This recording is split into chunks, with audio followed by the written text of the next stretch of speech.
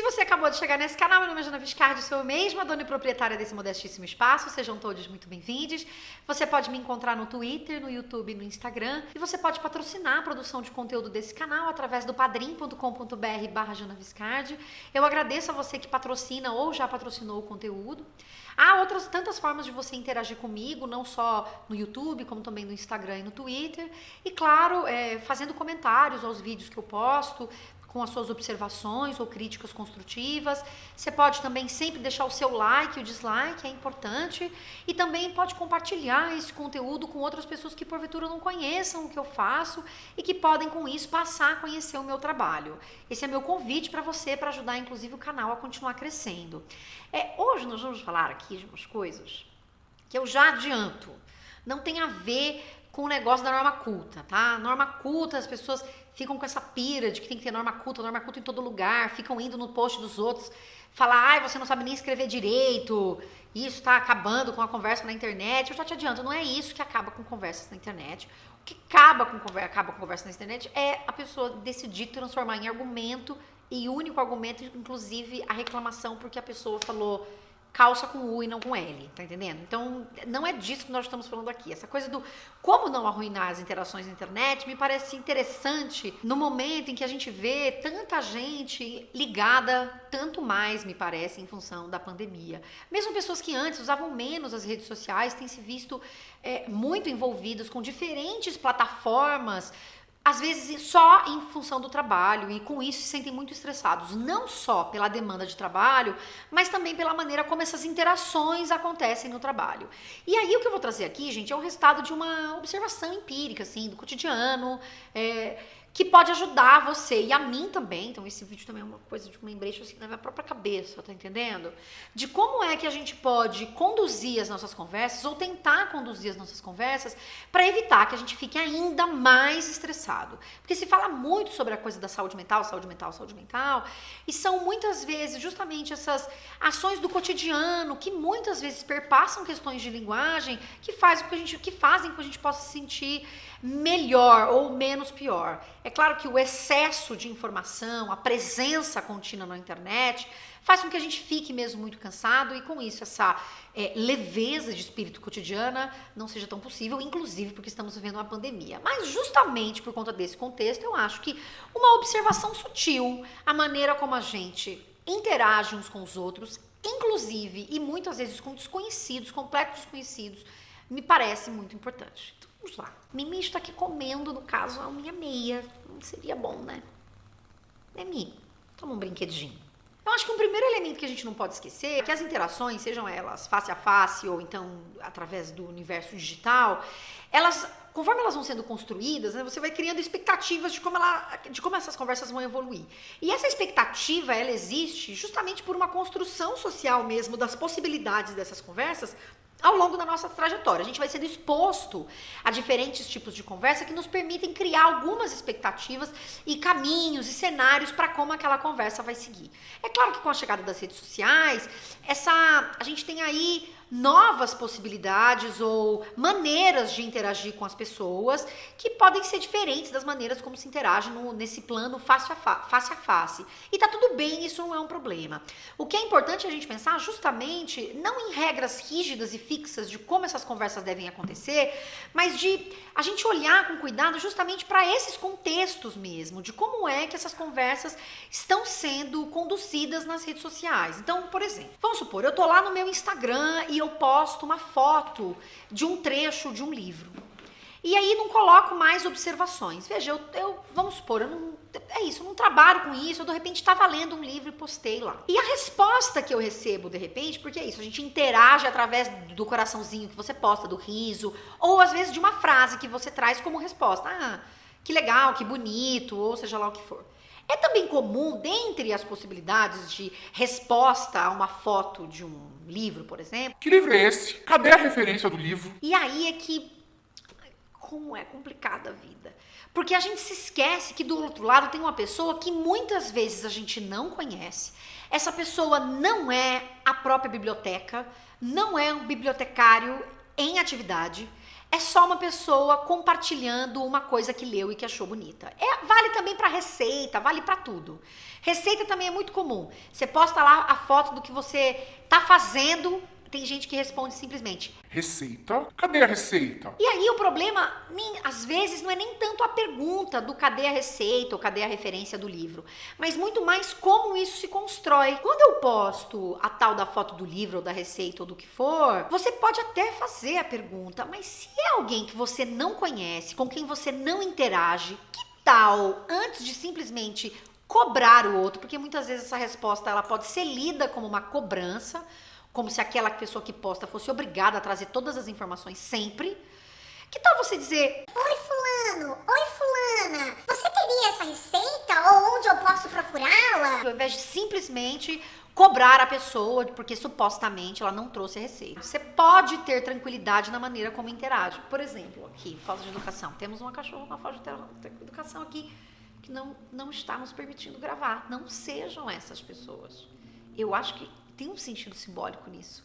O fato de Milu estar me atormentando no exato instante que eu estou falando sobre isso é uma referência de como a gente conversa com as pessoas. A gente cutuca as pessoas sem antes nem dizer: oi, tudo bem? Deixa eu dar uma cutucada. Tem uma outra coisa também que pode acontecer, além dessa pergunta que não vem acompanhada de uma introdução, de um olá, tudo bem? Ou de opa, que delícia, será que você tem a receita ou o nome do livro? Ou onde eu procuro por essa informação?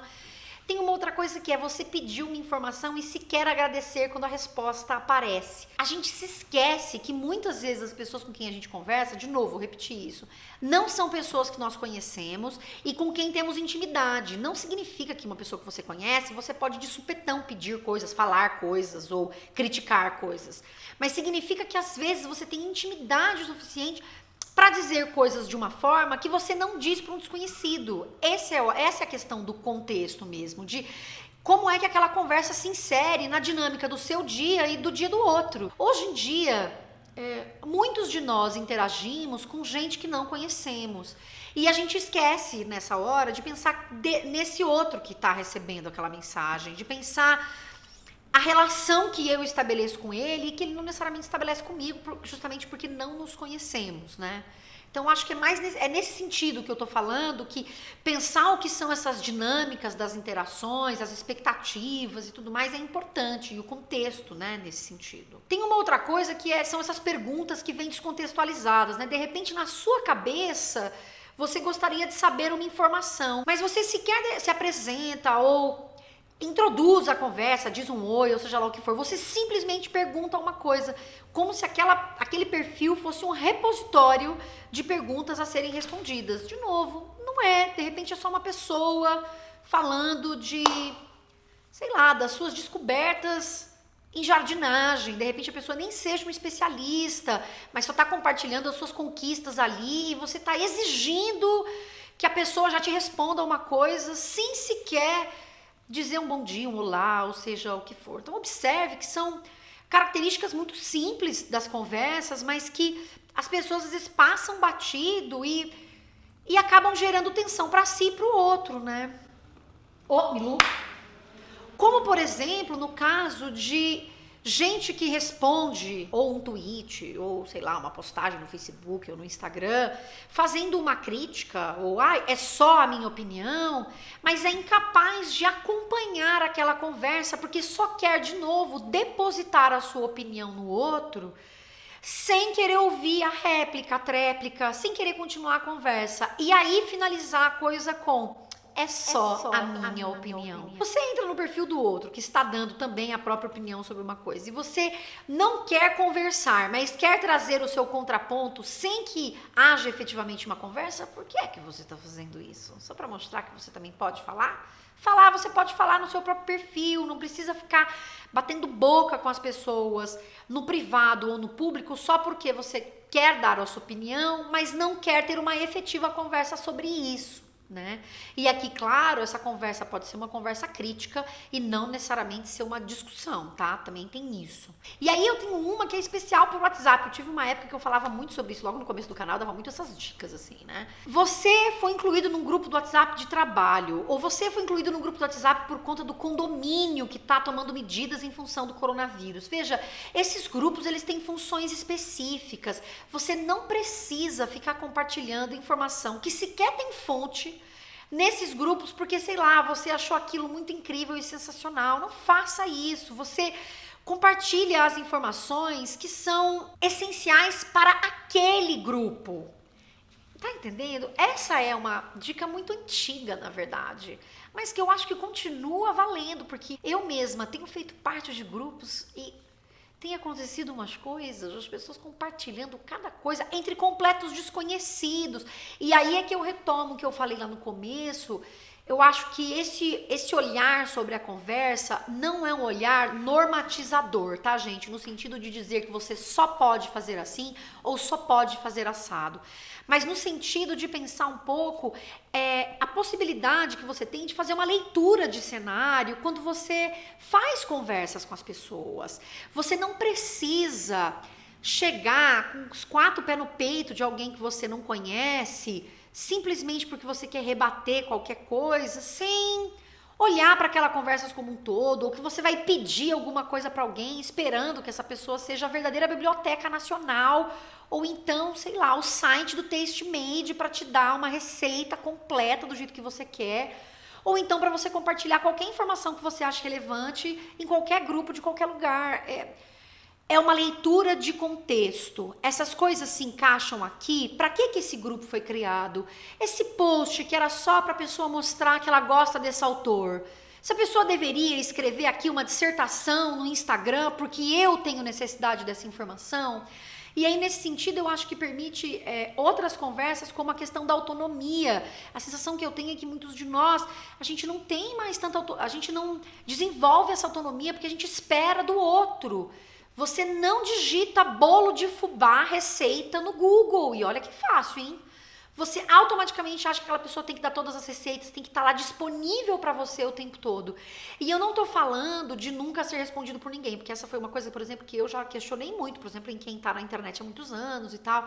Tô falando justamente de como é que a gente conversa com as pessoas quando a gente não as conhece. A gente exige delas uma coisa, mas a gente está dando outra. A gente está dando patada em formato de pergunta e esperando que a pessoa seja o mais solícita possível, porque supostamente ela está ali para atender a minha vontade.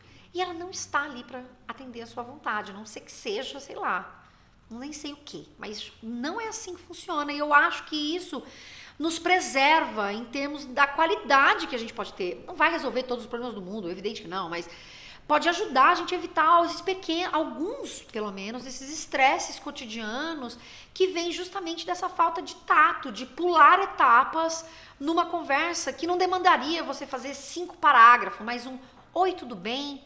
Oi, tudo bom? E é isso, então. Leitura de cenário, entender contexto na hora de estabelecer essas interações, gente. Era isso, nesse feriado que eu tinha para oferecer para você. Uma beija, tchau!